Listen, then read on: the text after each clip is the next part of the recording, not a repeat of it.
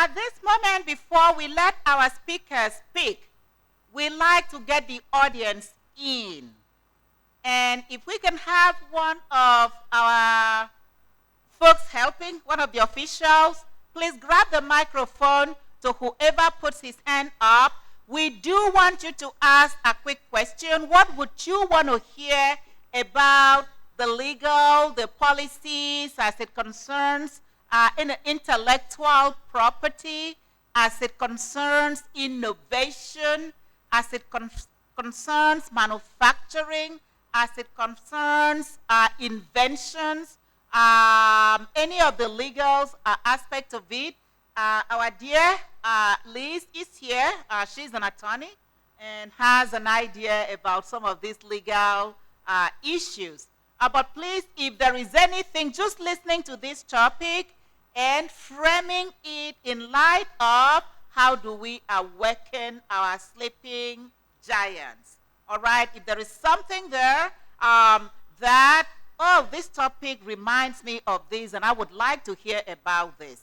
This is really going to help our speakers as they speak, because no matter their presentation or what they have prepared, we want to make sure we stay on the topic for today, and that whatever we are saying, we want to get results, we want to get solutions that can be implementable. So, thank you, Dr. Jean. Is there anybody? Yes, sir. There's a hand here. If you can get the mic to him, we would appreciate that. The name is Nana Jenim Boateng, Chairman, Ghana National Chamber of Commerce and Industry, Accra branch. I said since yesterday, I have been listening and I've listened and listened well.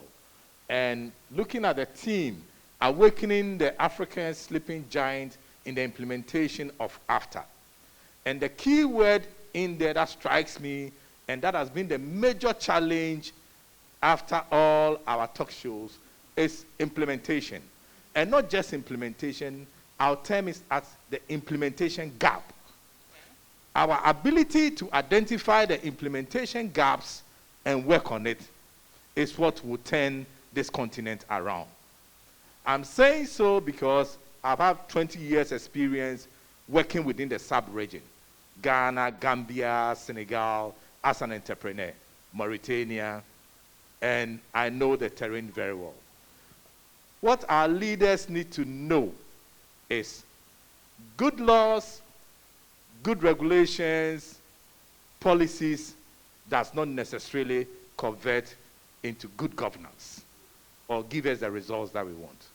But it's our ability, and this is something that goes both for leaders. I know our presidents in Africa are listening to us, and other entrepreneurs and employees are also listening to us. What we need to know is our ability to identify incentives for and against policies to turn Africa around. And when leadership is able to identify those incentives and implement those incentives very well, that is when we'll get a turnaround. Thank you. Thank you so much, sir. That's a great question. And I know as speakers have heard you, and I know no matter what they're going to talk about, they're going to look for that implementation gap. That's what APSS is all about. We've been doing a whole lot of talking the continent-wide. APSS comes in a different perspective to make sure all that we have talked about and all that we're going to be talking about and hearing is going to be implemented. And after this, you're going to have a little bit of exercise where you get involved in identifying those policies that we can present that will be helpful to make this a reality. Thank you so much, sir. We appreciate you. Anybody else before we get our panelists on? Anybody else? Is there something you want to hear? Yes, there is a hand way back there.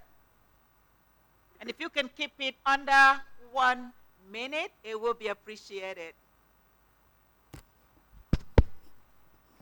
Hello, good morning. Good My name is Kwabnachi Messi from Ghana. We are talking about policy, framework, we are talking about schemes, regulations.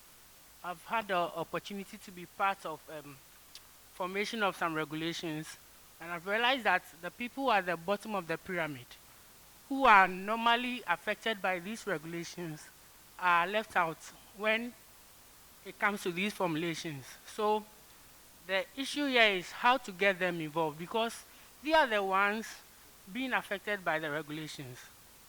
Recently, we're working on the wood floor regulation, and the people producing this charcoal are the people in the villages, but they didn't really have a say in what was going on there. And they are the ones that are going to be affected. So how then can we get them on board? Very good question. I think we can pause at that moment. AfCFTA has got to be good for everyone. Tom, Dick, and Harry, top down, bottom setting, everyone in Africa. It's got to be engaging, it's got to be involving, and probably many of the folks in the street don't get to be here. You're going to speak with them and for them.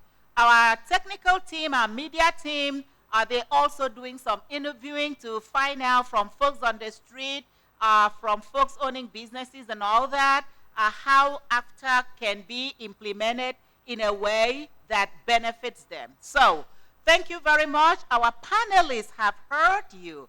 And in their presentation, they're going to bring this in and let us know how do we awake our sleeping giants and how do we implement AfCFTA in a way that is mutually beneficial.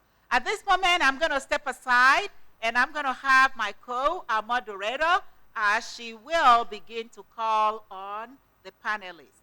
Thank you. Thank you very much, Dr. King, for setting the pace for a very vibrant and fruitful discussion that we're going to have in the next 1 hour session. Okay, the first question will address what our brother raised about implementation. And we are looking at Africa being blessed with a very dynamic, vibrant, talented, youthful population. And these young people have the ability and the capacity to develop very innovative solutions to solve some of the challenges that we are experiencing today, maybe in the transport industry, the healthcare sector, the manufacturing sector. We have the talent. But we want to know, how do we attract and retain talent to remain in Africa? Because we find many African youth who are very talented, but they use these ideas not to develop Africa. So we want to hear from our panelists here today. All of them are from institutions that work with young people and that work with entrepreneurs. What are you already doing to attract and retain the best minds in Africa? What are you already doing to support African innovators and entrepreneurs? So we would like to first hear from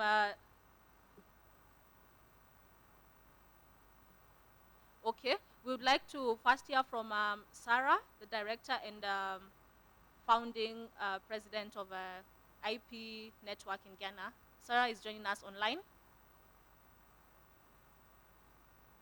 Our panelist who is already online, kindly unmute yourself and please tell us what you're doing as an institution to support innovation and to work and journey with these African entrepreneurs, because we know that we have a lot of talent, but how do we transform and this talent into revenue as Africa? Thank you for giving me the opportunity here. My name is Dr. Alexander Enim Mensah, and I'm privileged to be part of this event and history making. The question you pose is a very good question. One thing I've come to realize across Africa is actually we talk about innovation, we talk about talent, we talk about industrialization, we talk about so many things, but without securing the IP in place, we might not really earn on our investment. And even before you file for an IP is a business tool, and at least you should understand why I filed this IP. Does that have any ROI? And in the first place, we have the REC, which have their jurisdictions And also, if you look at the IP structure of Africa, they also have their jurisdiction. Most people are not realizing, are not able to realize on their IP or their innovation or their idea because the IP system is not in place, in my view. Another one I can point out here is if you look at ARIPO and AOPI and the national systems, you will realize that the ARIPO and the AOPI being the major ones, ARIPO being for French-speaking countries mostly, ARIPO being for English-speaking countries mostly, and AOPI or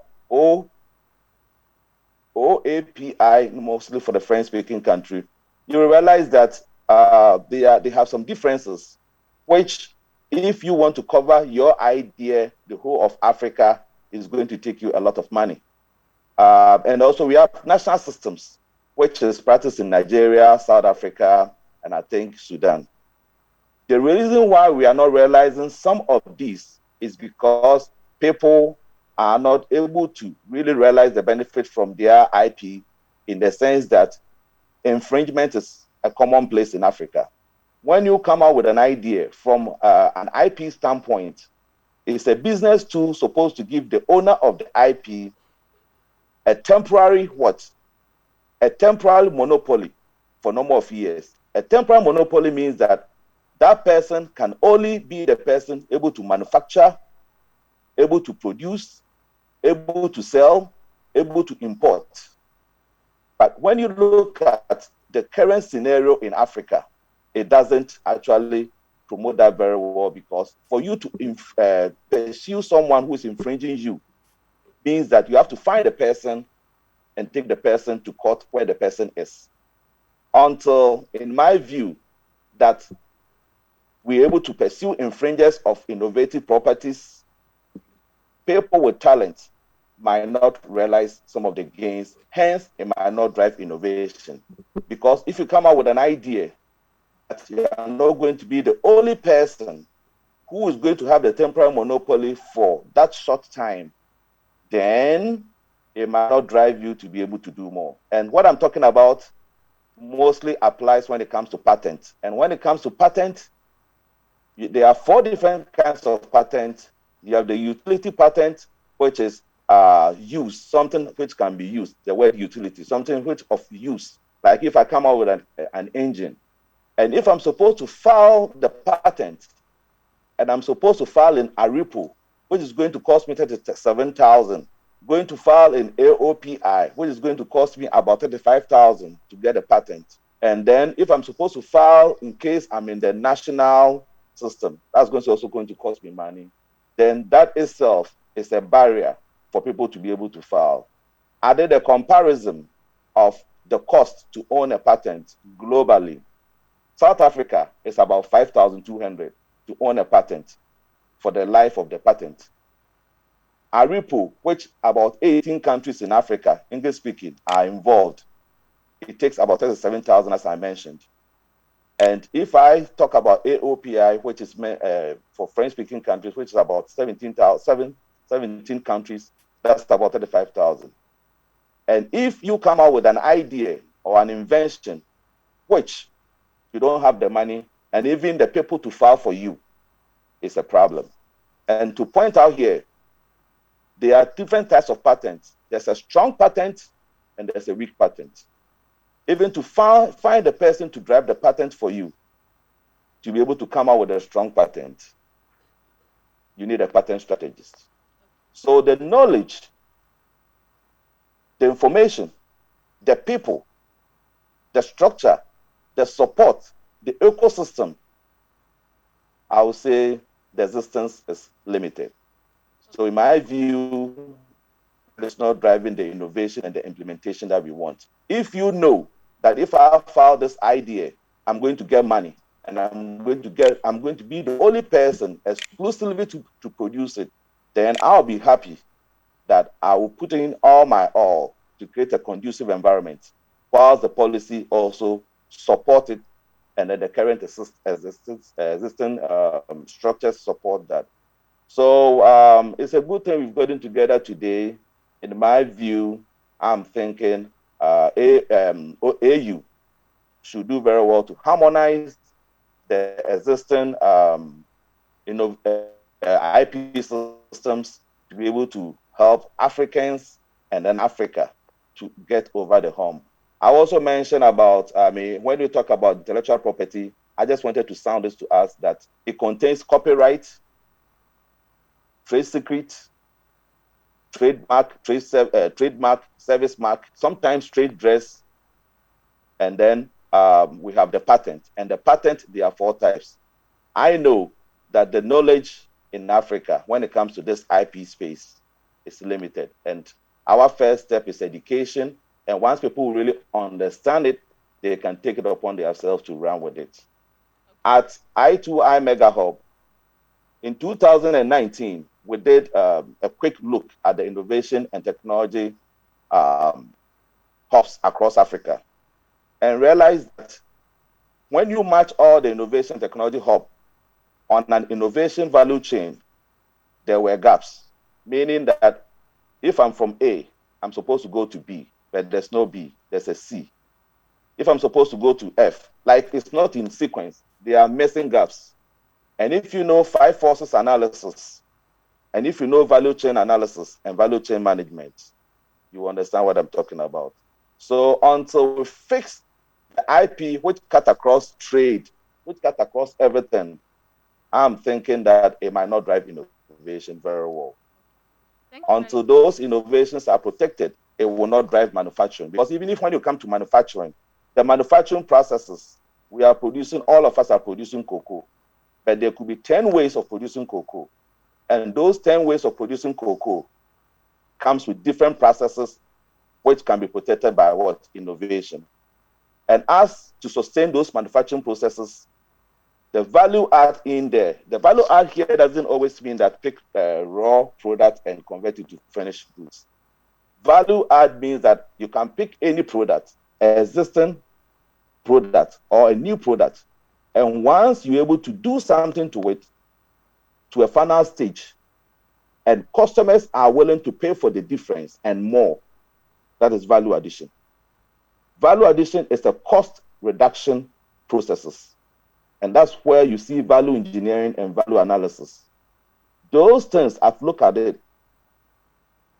If those things don't pay back at the end of the day, if you don't realize on your what? On your innovation, if you don't have any ROI, anything that you input, you don't have output in multiples, it will not drive innovation. Hence, it will not drive implementation.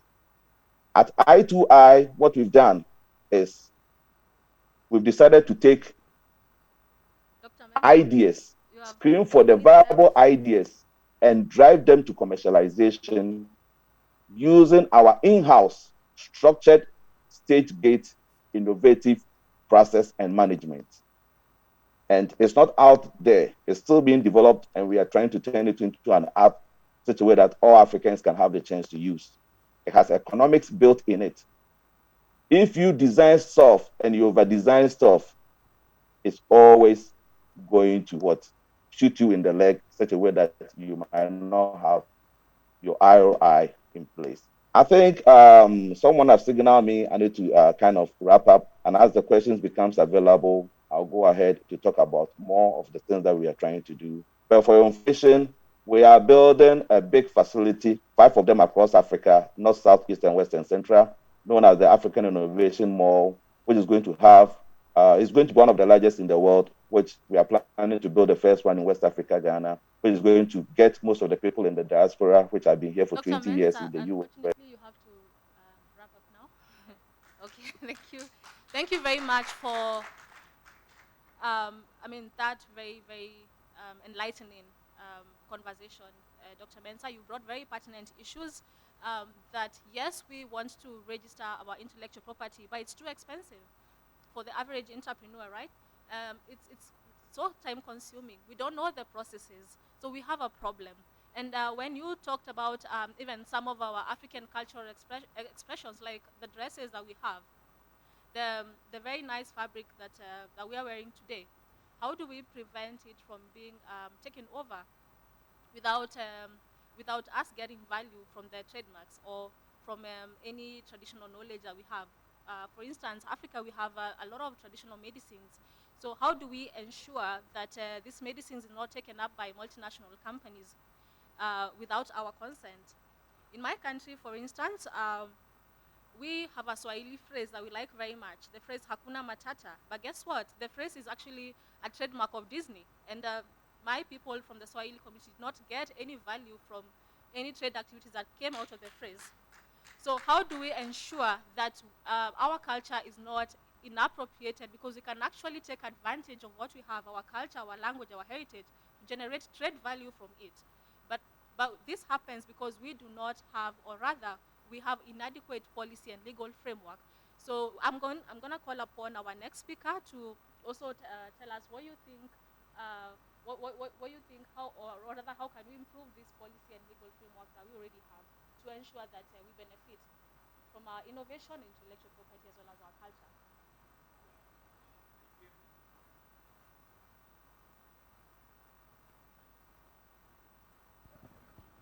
Yeah, can you all hear me? This is a very, very important topic. And as one of the foremost inventors, global inventors, I think I can speak to this. First of all, I want you all here to make sure that if we have avenues for getting a patent, and I'll show you how to do it. I have 7 patents in 6 years. That's 1 patent a year, you know, for the fiber optics and the laser-guided bombs and all that stuff. So I know what I'm talking about. I've also written 7 books. You know, every book you have intellectual property, you have copyright, and all that. And my latest book, which the king of Ashanti did a forward to Otufor Setutu, is called The Right Stuff Comes in Black Too. Put it on. Yeah.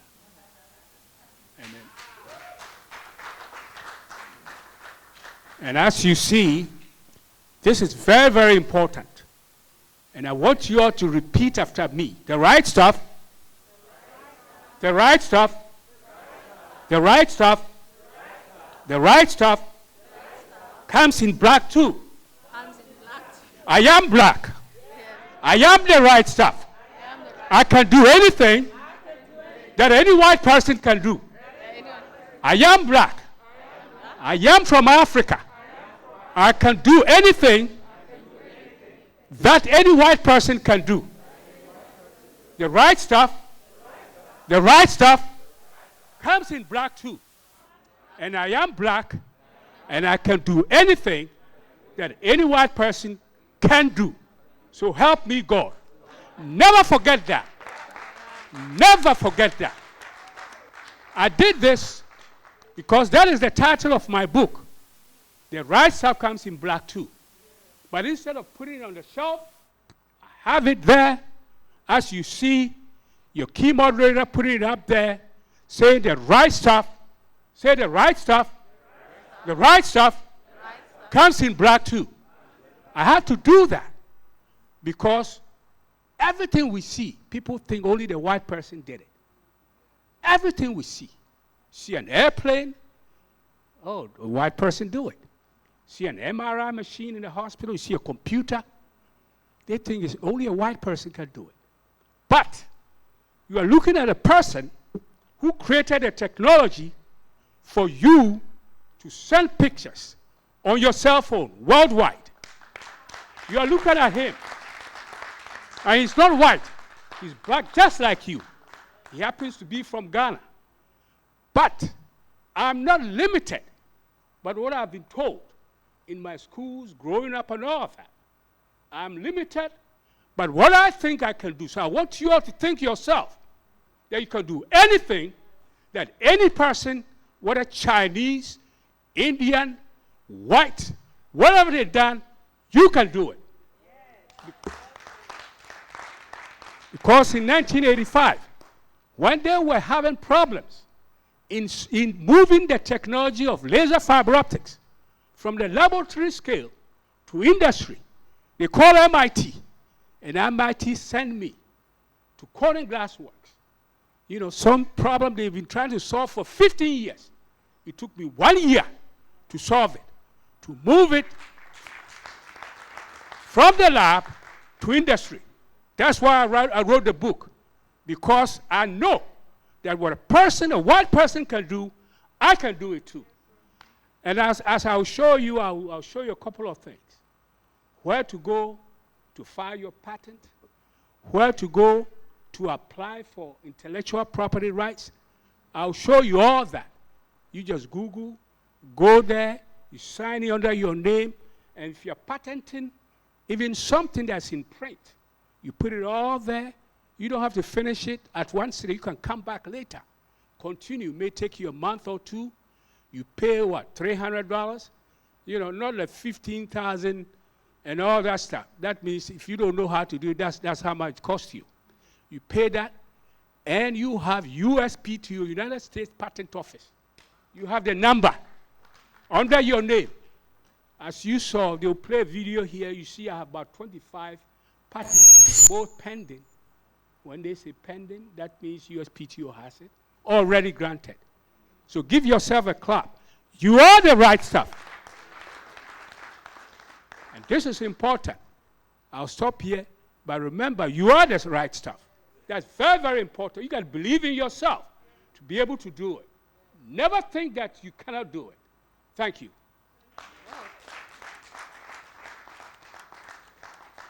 Oh, thank you very much, Dr. Thomas. I mean, we can do what the Chinese can do, right?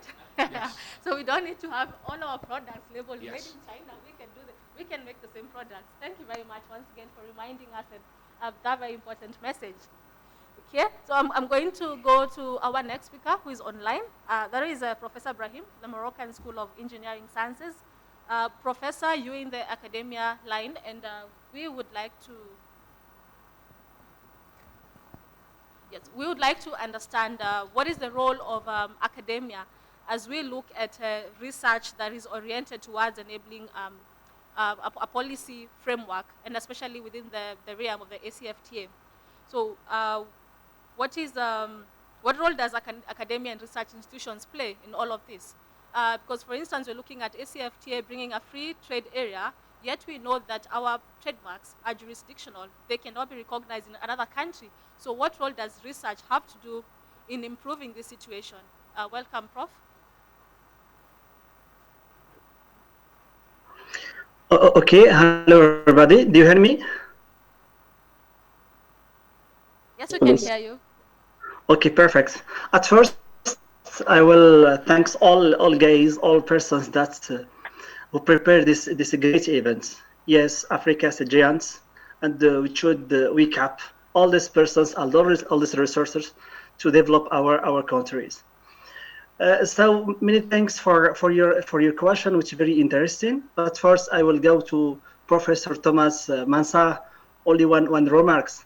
We are not black, but we are Africans. We can do it together. We can make a lot of things together, not only because we are black or not, but at first because we are Africans.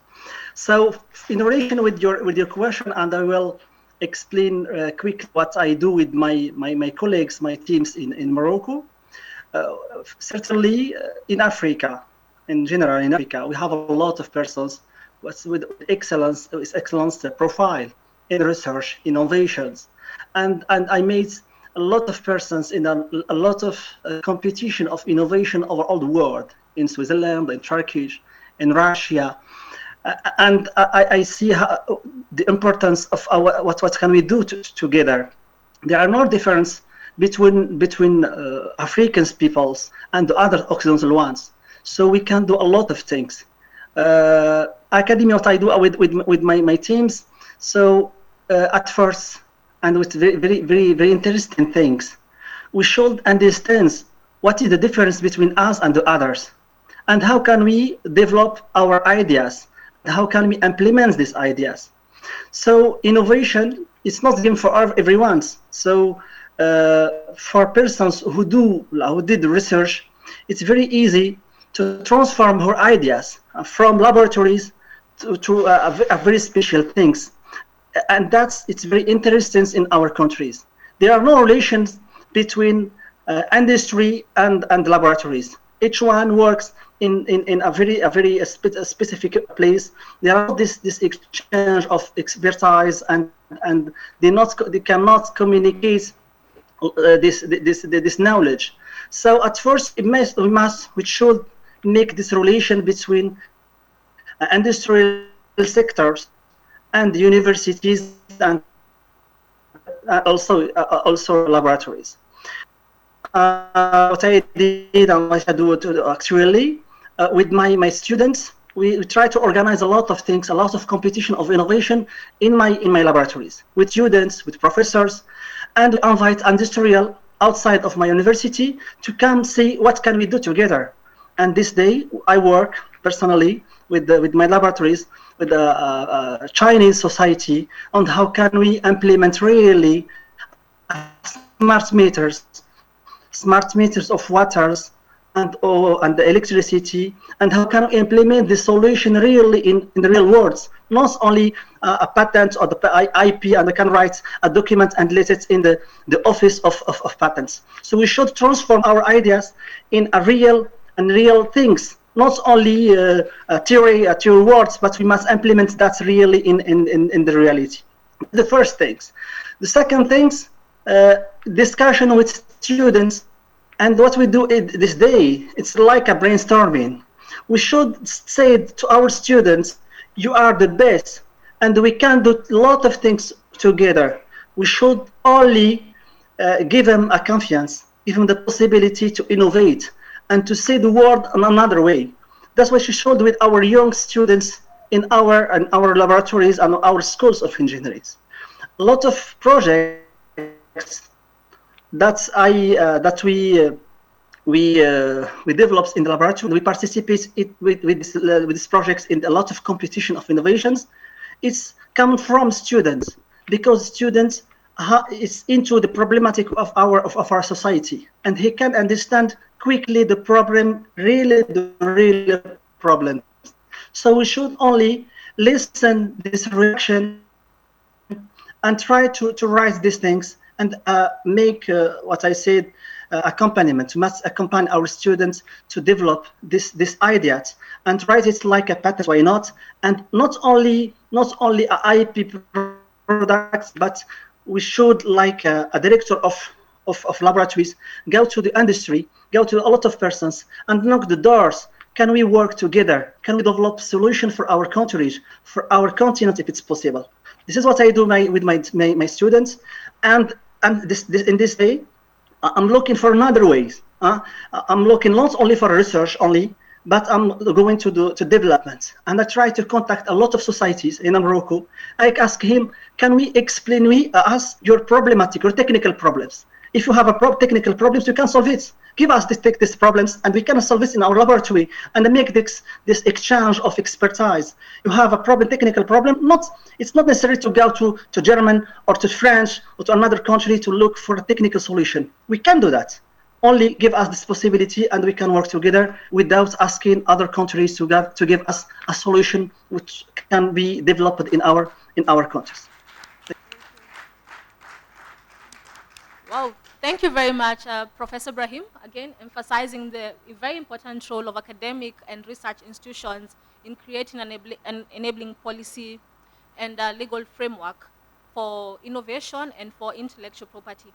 And I keep asking myself, like, how are we going to support innovation if it's too expensive? I mean, for instance, if you want to upgrade a software for your computer, probably buying or rather leasing a software will cost you an arm and a leg. So what will prevent you from going to crack that software? So we need to look at all these other factors that are making us also not promote this innovation, right? Okay, and ladies and gentlemen, I bring us to the Q&A session of our panel today, and I can already see a hand. Kindly hand in the, Good afternoon. My name is Nzambi Mate. I'm from Kenya, and I am a SAD innovator and an inventor from Africa. So I designed and fabricated a whole production line for now 5 years. And early this year, I went to submit a patent. And I went to submit a patent for Aripo. And the lady who was the patent officer told me it will cost me anything between 15 to 30,000 US dollars. Okay, I was like, fine. And then she told me, off record, Nzambi, let me tell you something. Don't waste your time, don't waste your money, don't waste your resources in this patent.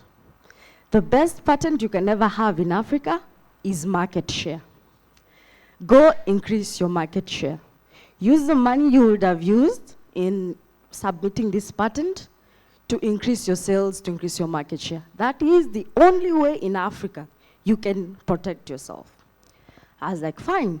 So then I went to the US patent website to see and all that nice jazz. Do you know right now, as we speak, I am in the process of seeking legal assistance from a US company to get my patent submitted in the US. To make matters even worse, I've been approached by Chinese to have my patent, not even patent, just have my idea sold to them so that they can mass produce. We're sitting down in these nice conferences, and you can hear the frustration in my voice. We're sitting down in these nice conferences and spending so much money to talk, but we're doing absolutely nothing when it comes to patents. I am supposed to be submitting 4 patents. Before that, I had 2 more, but they're just sitting somewhere. Right now, the best bet is just to sell it to Chinese. They mass produce it. They give me something small, and then I go home. So, with that said and done, what do we have to do as Africans? I think you had the wrong advisors. Basically, what you do, as I said, you go to people who have patents at the United States Patent Office already. People who know what they are talking about. And no increasing market share and all that stuff, that's important. You don't have to sell your product to a Chinese person who is going to only even know. Everybody, write this down. LegalZoom.com. You all repeat after me. LegalZoom.com. Louder. LegalZoom.com. You go there, and it will have intellectual property, trade secrets, and you go to the section that says patent. Yeah. See, he has pulled it up already. You know.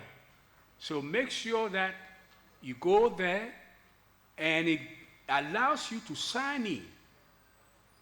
So you sign in with your email address or whatever, sign in under your company name, your name, or whatever it is. So you sign in, and it takes you step by step what to do. Once you do that, it may ask you, did you come up with this idea by yourself or somebody else? If you say maybe yes or maybe 2 of us. And then you start putting your ideas there.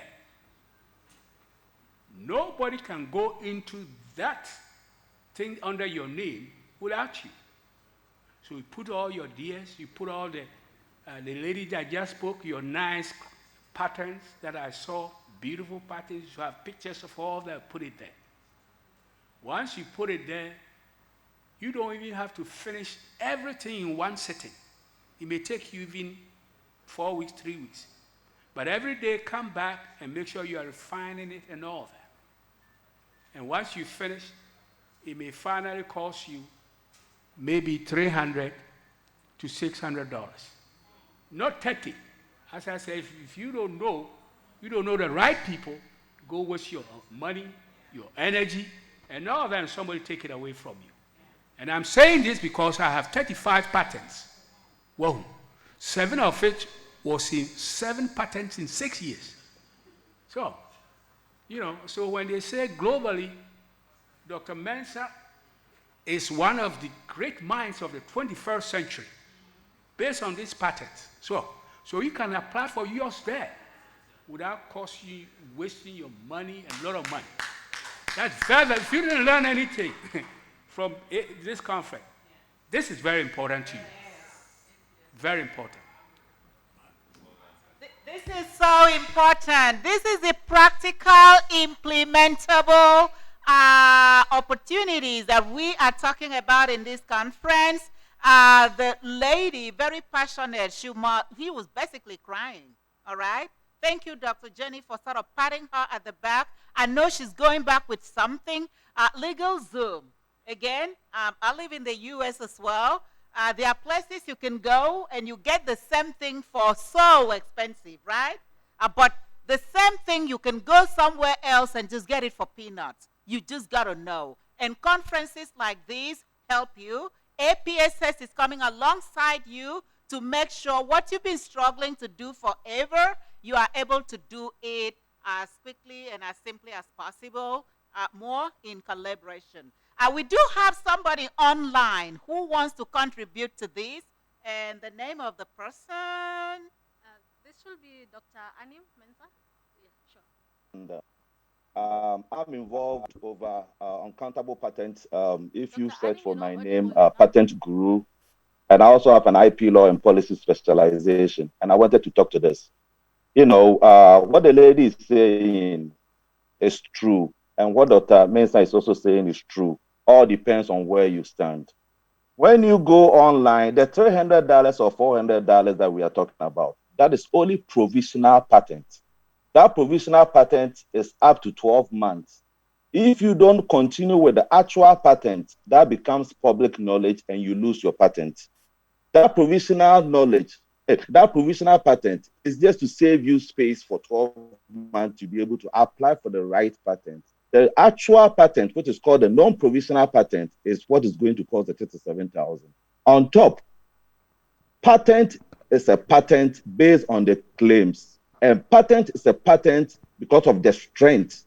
If you don't get a patent strategist and an attorney or someone with the experience to write these things very well, it might not be a very strong patent, and it's better you even didn't file it. Because if you file and you don't have money to continue, or you don't have an idea to continue, what is going to happen is that patent becomes public knowledge and everybody have access to it. People sometimes, depend on the nature of your idea. If it's a strong idea that no one can reverse engineer, keeping it as a trade secret would be better. And as the lady said, keep the use the money for marketing to get the market share. It could be another way too. If your patent idea cannot be reverse engineered, you can get that. But the question is, even in Africa, if you have a patent and the patent is not enforceable because the systems are not there, the patent might not do anything for you. A patent becomes a patent when the structures enforces the patent, meaning that when anybody infringes the patent, the person is taken to court for damages. In that case, you will see or you will realize the effect of your patent. But if the patent is not a strong one, anybody can, circumvent it easily. And also, if you don't have the enforcement, it might not be a very good patent. So what she said, going to market, if I were the one looking at the terrain in Africa and looking at how the systems are, and even when you take West Africa, West Africa states, or when you take the ECOWAS, you have all the three patent systems clashing at that trade by itself, where each one of them, if you want to file in ARIPO, if you want to file in AOPI, if you want to file a national system, it will cost you so much.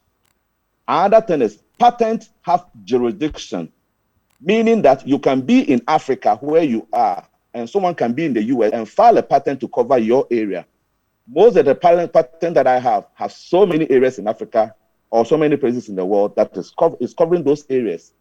You may even be infringing on the idea. First, you have to do a strong patent search to make sure that it's your idea original before you even take the journey to be able to go to file to waste your money. Because whatever you thought about, someone has already thought about it. So that's my little take. before you file a Thank patent, you so please. much. We truly appreciate your contribution. It just looks like there's a little bit of a disagreement here. We are going to disagree to agree. And I'm going to have Dr. Thomas Mensah to have his own piece on it. Yeah, by the way, I have patents. A lot of people talk about patents and they don't even have one. You know, I have patents to prove it. You know, 20. Now, in case of the pending patents, it gives you 1 year, not 3 months, 1 year to operate under pending, patent pending, with a number from the United States Patent Office. The vacuum cleaner you use in your house, most of the vacuum cleaners were under patent pending for a whole year. And within a whole year, you should be able to get the 10,000 or whatever it is required to do this thing. So you can still have your patent pending protection, particularly with US. You know, some of my patents are US and international patents, including Europe, the European Union. So whatever I'm telling you is very, very important. You go to LegalZoom and you get everything you need from there. Yeah. Thank you so much. We appreciate that contribution. Okay. I just have some comments maybe. My experience also in this topic, I agree in both. Provisional patents are good for the 1 year. And just to tell you the history of that, before, like 30 years ago, when I have an idea, what we do in US, I send to myself, to my address, a certified letter with my patent. So I just want to make myself protected. So the government, you know, they said, okay, we'll make money out of this. And they did that, what we call the provisional patent. And it's not really evaluated on the merits. It is something to keep you, the right for you until you come up with the full patent. I'll give you some example. I have been a consultant for Boeing Company for many years in Phantom Morrison, Long Beach. And I was leading one of the projects for aerospace. And I met one of the directors, and I saw a lot of patents on the wall. And I said, so all on carpets and some other things. I said, where is the other things about the plane? He said, I'll give you advice. The best way to infringe on a patent is to do a patent. Because by legal procedures, you need actually to write everything. Is that happening? Not really. So you put all the formulation, and now we, people can tweak a bit here or there, as the other gentleman just said, which is I agree with, if you don't have a strong statement and the claims are correct. So that's 100% true.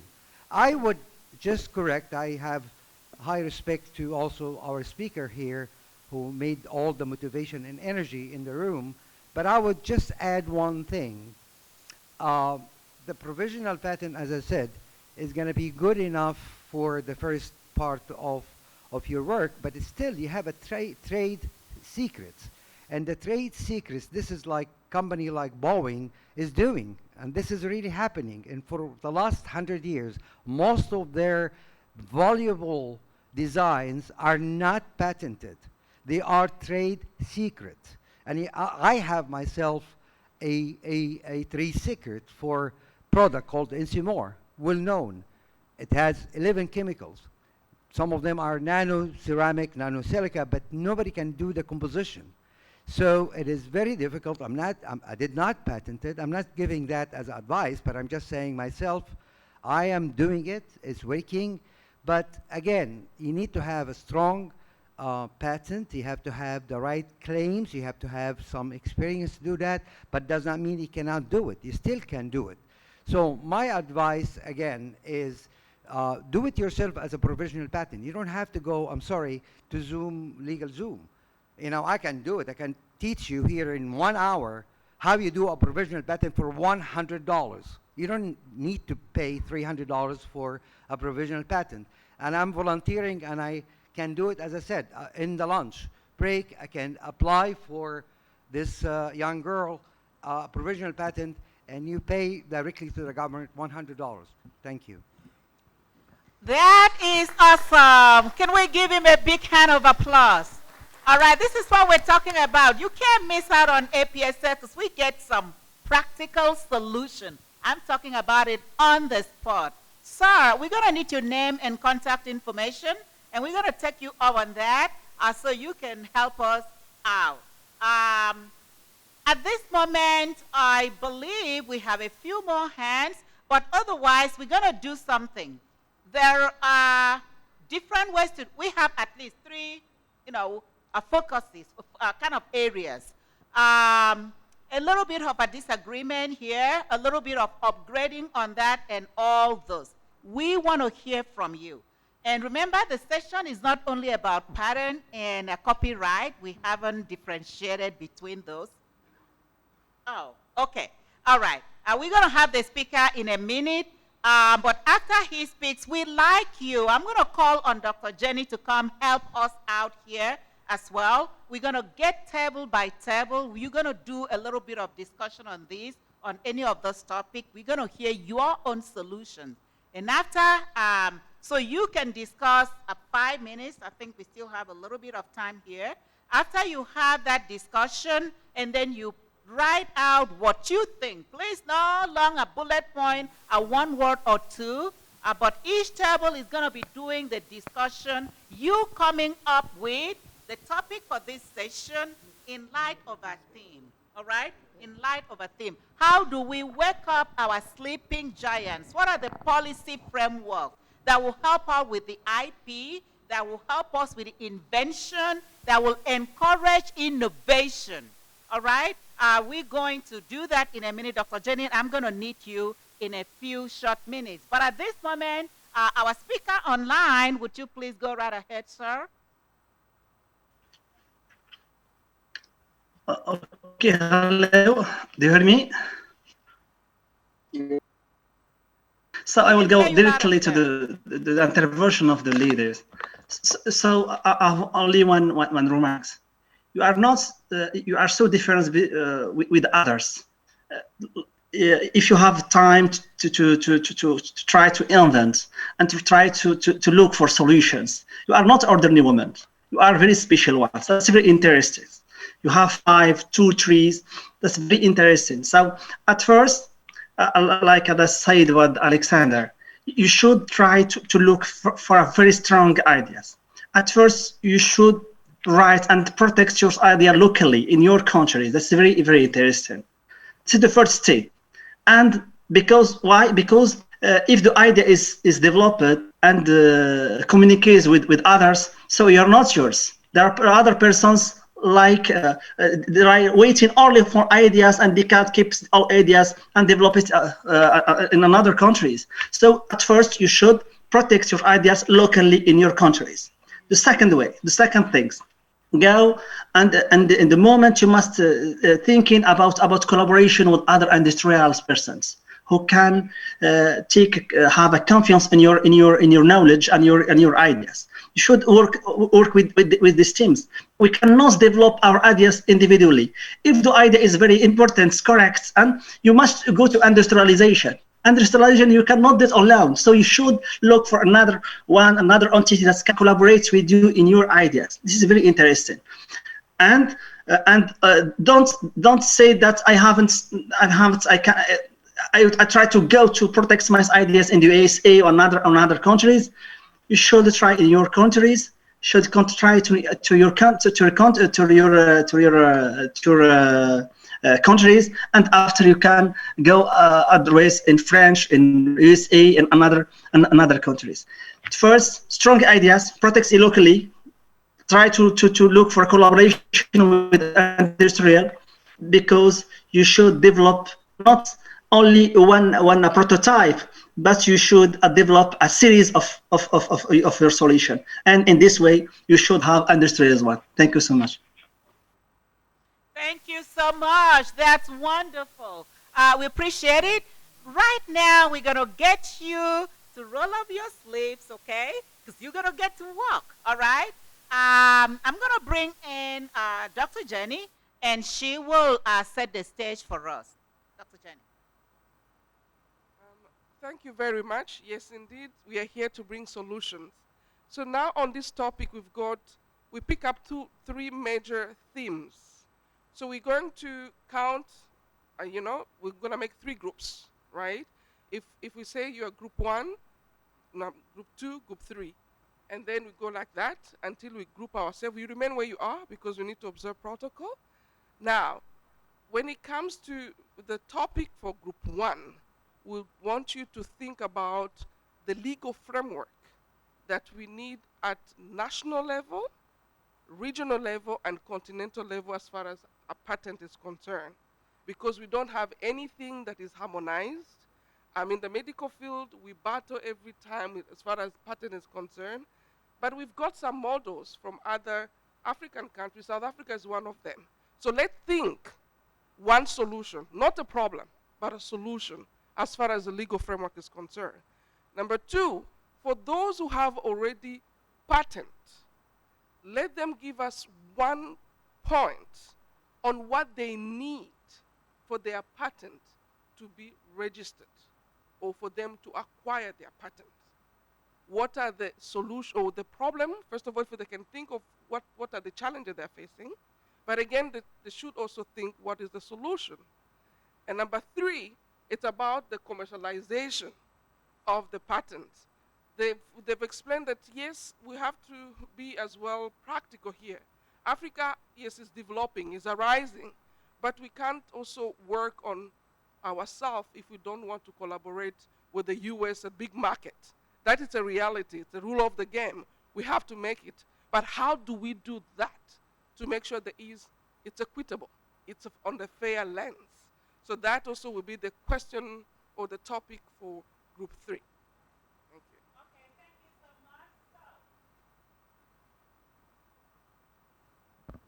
much. Hello? Okay. All right, so if you are alone on your table, please do us a favor and just move to the next table that you have people, because we actually want to have a 5 minutes discussion, like group discussion, table discussion. If there is one person. If you are one person, we want each group to have a discussion within, pick your brains, and then we write out what your answer might be to any of this one you pick up. All right? We would say put in 1, 2, or 3, but again, let's have. Okay, so we're going to repeat the question. I'm going to have Dr. Jenny repeat the question for group 1, group 2. We do know that you may not be in a specific situation of trying to get a patent, but we just need to pick your brains as to what you think solution would be. So if you can kind of just go right ahead and discuss within the group, what do you think? And write out what the group says. Maybe 1, this is what I think should be happening. 2, these are what should be happening. And then you will have one of the people from your group that will respond to it. I will read it out for others to hear. Okay? We have just 5 minutes to take care of this, and I know you can think on your feet. Okay? Thank you. Thank you. So here's the topic for group 1. All the group 1, sorry, can I have your attention? The Chamber of Commerce of Ghana, can I have your attention? You are group 1. So listen, topic 1, it's about the legal framework. And national, what do you propose as a legal framework for IP, intellectual property, at national, regional, and continental level? All the group 1s, whoever have been designed as group 1, that's your topic. Number 2, what are the challenges? This is for the people like her who has got patent, but facing with challenges. So we need just one challenge that regarding to getting your patent, and then a solution, what you think is practical for you. So that is number 2. People with a patent who would want their patent to be registered or having that provisional or whatever, but just tell us what is the main challenge and what is the solution that you're proposing. That's topic 2. Topic 3, it's now how do we commercialize the property, the intellectual property, that means your product. How do we commercialize that patent in a equitable manner when we deal with the global market? That means the big economic markets such as the US, such as the China and Europe and so forth. How do we commercialize that? Thank you. We're not going to ignore our online audience, so we're going to put that up online. You decide online where you want to fit yourself, all right? Whatever makes sense to you, whatever area you want to contribute to. So our online audience, please be a part of this conversation. Okay, we should be winding up now. Governor State University now. Group 1, please get ready for your rapporteur to give us highlights of your discussion. Thank you. Thank you for that question. It too, frankly, was very practical. You got some answers? Yeah, I think I've said it earlier. I think I would have said it. Yeah, very nice. How are we doing in the house? That time is fast spent, and we're going to go right ahead. I'm going to give it back to Dr. Jenny, and we're going to start with answers from Team 1, right? And so once we get that.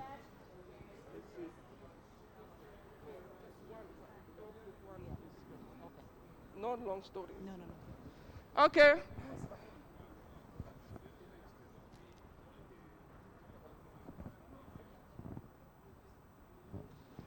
Okay, I'm going to start with our eminent guest here, the Chamber of Commerce. Just one question. Okay. Yeah. So just in less than a minute, just one. No. Save them. We'll come Oh, back to should them still, last. okay. Hello everybody, I'm Esther Safo Ajaman from Ghana, and I would like to give this suggestion with regards to the payment plan, with regards to requiring a patent, because the individual is new, is now trying to build up, doesn't have a lot of money, it's probably a singular individual. So if there could be a plan of allowing the person to give an amount that the person can afford at that time, and then as the idea of that person is building up, and then it's getting attraction and getting a lot of money, patronizing, then the person will be paying back to the people who are supposed to help him or her to get a patent. Thank you. Thank you very much. So please write it down. We'll come and pick up that. Group 1 again. Yeah.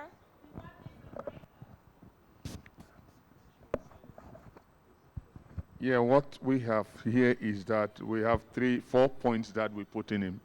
We said, we should pick up one. So what we're saying there, the strong one is that there should be a legislation within each country, and we have a combined legislation like we have ECOWAS Parliament. We have African AU. There should be a legislation to protect IPs within the region. This idea. Get another one. Okay, so what we're saying is that we can say is that there will be more advocacy, for advocacy on the IP protection. Advocacy rapporteur, please put it down. What else? Yeah, we have the ones that there should be more awareness in the sense that a lot of people in Africa must have ideas. They have done so many things that they don't know they have to even patent them. Thank you. Education and awareness. Thank you very much. That's table 1. Okay, so basically we were tasked to look at the patent, the challenges at the national, regional, and then continental level. What we have noticed, for instance, in Ghana, is that we have a lot of laws that are in place to deal with copyright, trademarks, industrial designs, and then also protection against unfair practices. There would be other countries that are having similar laws in place, and some may not have. So as Now that we are now looking at a continental free trade area where all of us are coming together, it is our guided opinion that all these laws will be harmonized into one single document. I repeat, will be harmonized into one single document so that all the countries will rectify it, and it will be put on a portal that everybody can then refer to in dealing with matters that has to do with patent. Thank you. Fantastic. Thank you very much. Give him a round of applause if you could write it down while we come. Thank you. There is a participant online who would like to make her contribution. That's Zohi.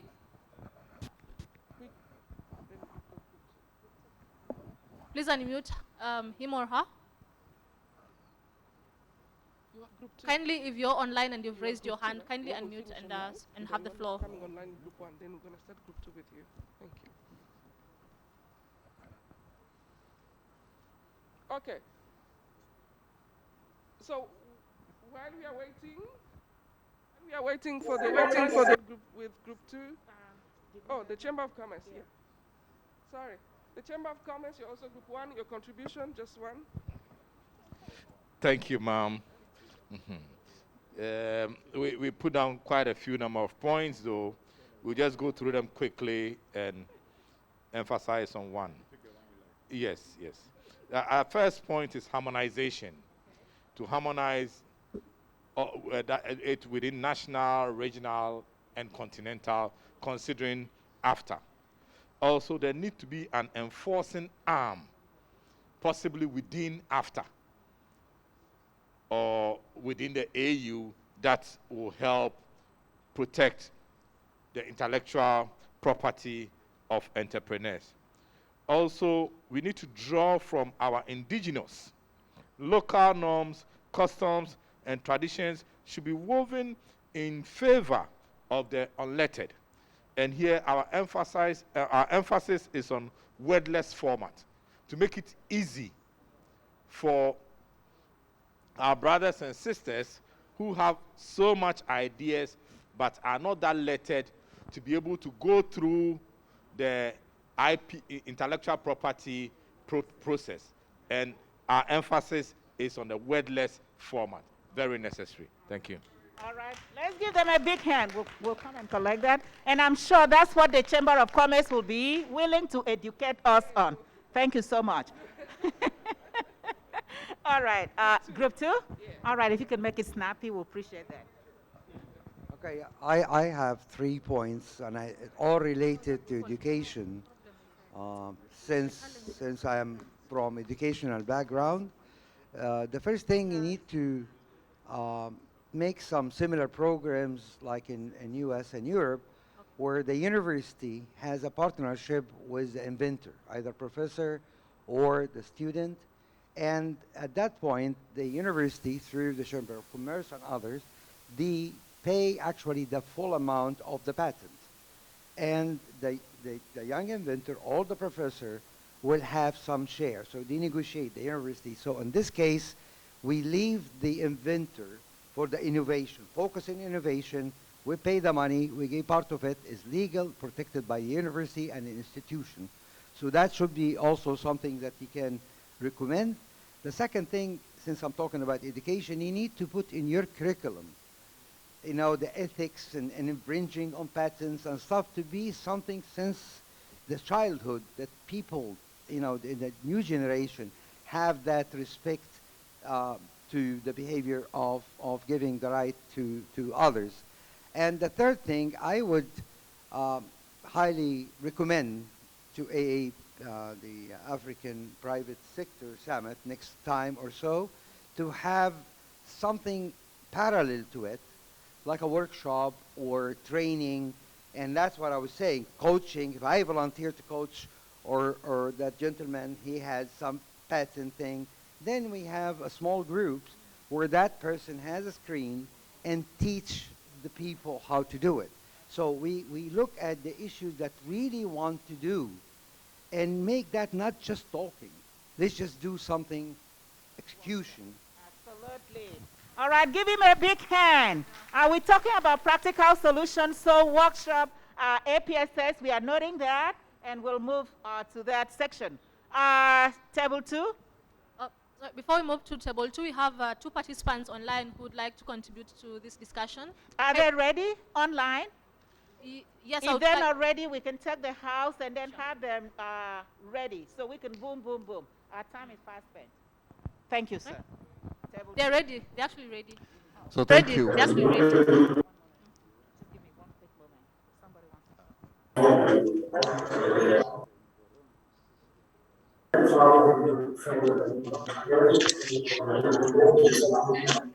Yes.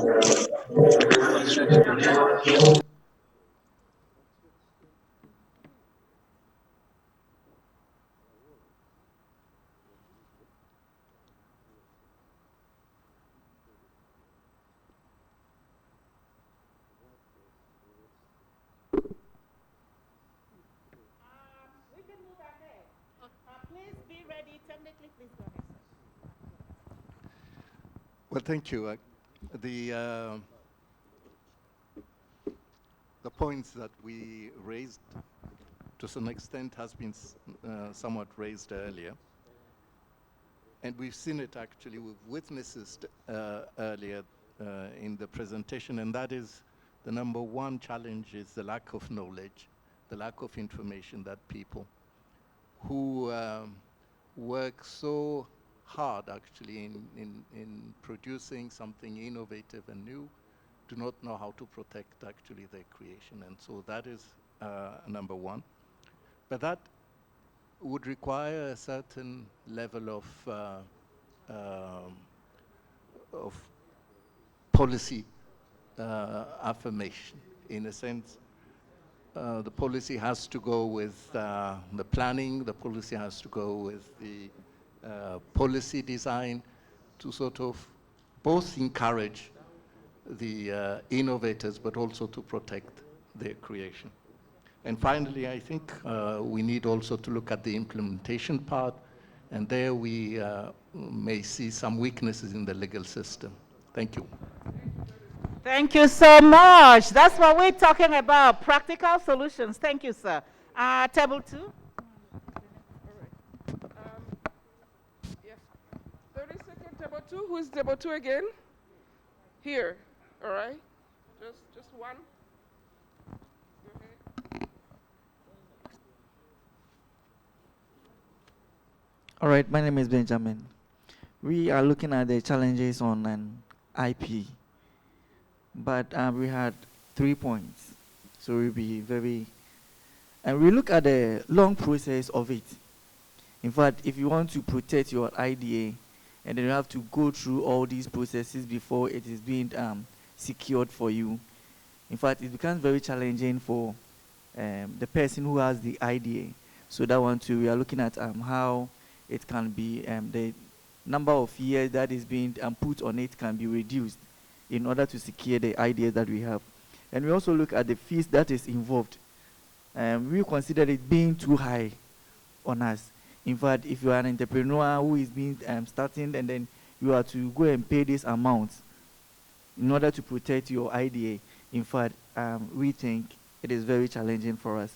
And then we will also look at the literacy aspect of it. How do we educate people on how to protect their ideas? That is very important challenge that we look through. Thank you. Thank you very much. I'm starting to pick up, eh? Number 2. Table 2. So we also identified the information gap, access to information as the main challenge. And for us, the solution could also include having identifiable institutions at national and regional level, so that people can go to these institutions, like we have the FDAs and other things, can easily go there for support to patent their ideas. Thank you very much. That's really great. Do we still have 2s, or should go number 3? Okay, 3. I think you are. Number 3. Oh, okay. Group 3. Our question was on how do we commercialize IP patents and when dealing on the global market? What we decided to do was we looked at licensing. So there is a body called WIPO, that's the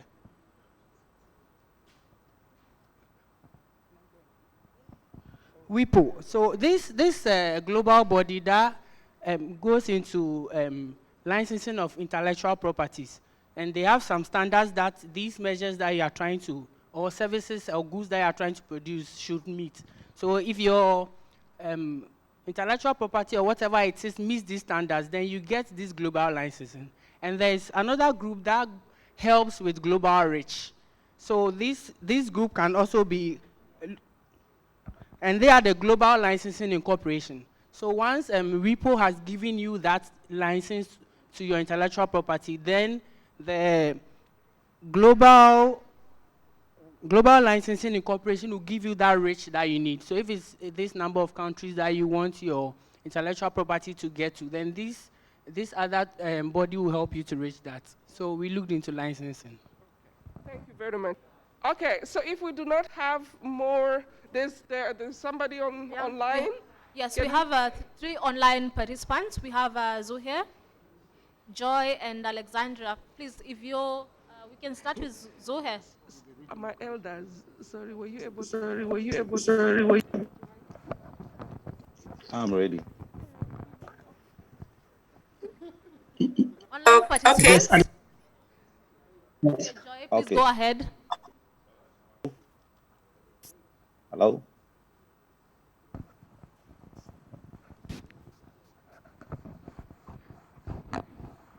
Can I go ahead?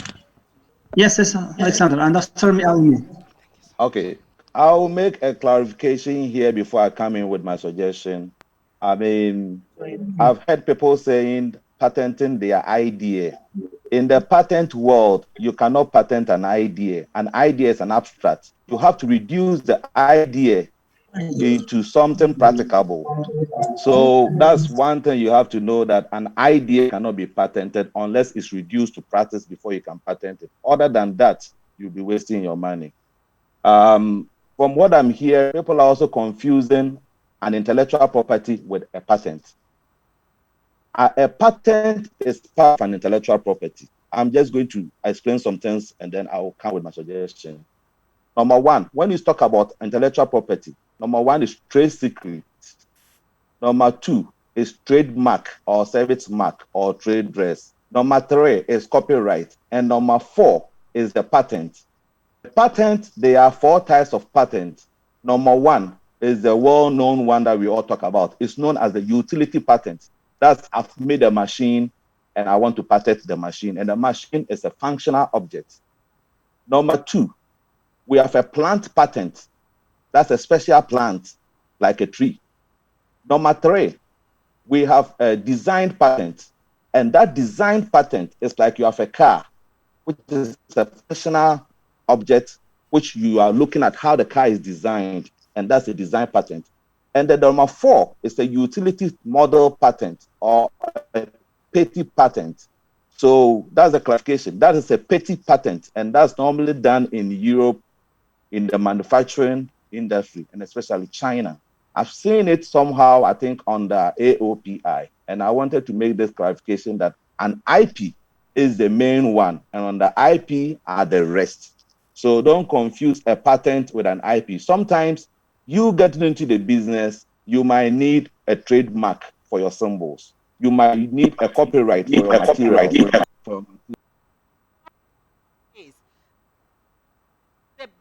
In this, and we're gonna like to have you back and others and think about a workshop on this. Thank you so much. We have 3 other people online. If you can do it in 30 seconds, please, do not get mad because 30 seconds I'll cut you off. So if you can do it in 30 seconds and tell us your view. I'm looking at Joy. Joy Zangt, are you online? Do you want to contribute? Okay, Joy is not ready. Zone? Yes, I'm here. You can hear me. Thank you, Joy. You have 30. So my name is Joy Tens, the founder of African Women in Trade, and this topic is very, very important because this is an issue we are facing at the moment. Having here in Germany, trying to market for women doing business in Africa has been an issue. Some of the products are very beautiful, but we cannot market for them without having IP because we know the risk. So my question here, my suggestion is here for me for the ground. Why do we need to, according to the speakers, why do we need to register all these IPs in Europe or in the US where we can do it in the continent? Please, audience, we keep the noise down there. We need to get cheaper prices for them to be able to do this because some of the products, they really need the IP because I'm sure when they get out here, they're not going to stay long in the market. Some of them, they're IT, and as you know how this can go wrong very quickly. So we need to have the solutions in a country, and my suggestion, it has to be like one portal for everyone. We have US, we have Europe. Why don't we have one portal for Africa? Because if you do it in Kenya, where I come from, why can you not? You have to do it in South Africa. You have to do it in so many 52 countries. It's impossible. So let's find a way of having one portal in Africa to do all this IP. It will save us a lot of work. Thank you, and I'm done. That is so wonderful. You, the lady of the day. Thank you so much. We appreciate your contribution. Do we have one more person online? Oh, I think Alexander, he already spoke. All right. So, up. Okay. Okay, Prof, you do 30 seconds, please. Please, I will add only things. Innovation is not only IP. Let's try to write IPs and documents, and we have IP. It's not the objective. The objective, how can transform these IPs like a patent society that can give us employees. This is the objective. This is the objective of our discussion. So in reality, innovation is between three parts. It's between inventors, academics, a person who did the research. The first part, and this part we should develop into our students another mindset where you make studies not only for looking for a job, but how can you create a job? Entrepreneurial concepts must be developed in our students. This is very important. First things. The second is about investors and industrial sectors. They should come to universities and laboratories, and they should see this person and how they can discuss the collaboration, how can they do collaboration together. And the third part is pollution parts. How can we install legislative things to protect all these persons who tries to develop a new ideas? Thank you so much, sir. You've given us some great insight. We're going to have a session. We see there is a need here.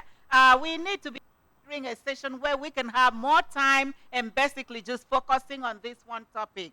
We enjoy all your contribution. At this moment, I know folks are hungry here. If you